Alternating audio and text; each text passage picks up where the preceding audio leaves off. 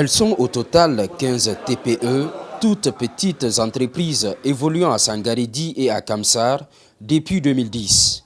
Une initiative de la compagnie des bauxites de Guinée qui vise à appuyer les activités génératrices de revenus. L'opportunité est élargie aux femmes marieuses.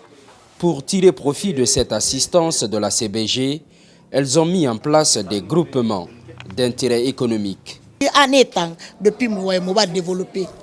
Cette année, on se développe avec le coulement de nos produits un peu partout en Guinée et même au Sénégal. La CBG est convaincue aujourd'hui de notre partenariat. Le programme prend en compte l'appui en équipement, en intrants et en infrastructure.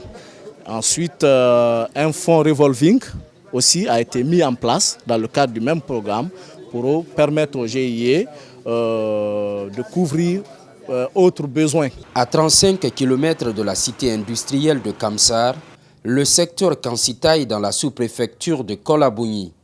Ici, la délégation de la CBG conduite par son directeur général procède à l'inauguration de nouvelles infrastructures. Ce sont une école de 3 salles de classe, y compris des latrines et un puits amélioré. 10 ans maintenant, nous cherchons à avoir une école ici. Dès mon arrivée, Dieu m'a donné l'occasion. Donc cette école, c'est un bijou pour moi, je dois la féliciter. Et féliciter le donateur qui n'a que la CBG. Les motivations de la compagnie sont claires. Contribuer de manière responsable à l'éducation des enfants à la base dans leur zone d'intervention. Les enfants participaient à l'aide, mais c'était éloigné.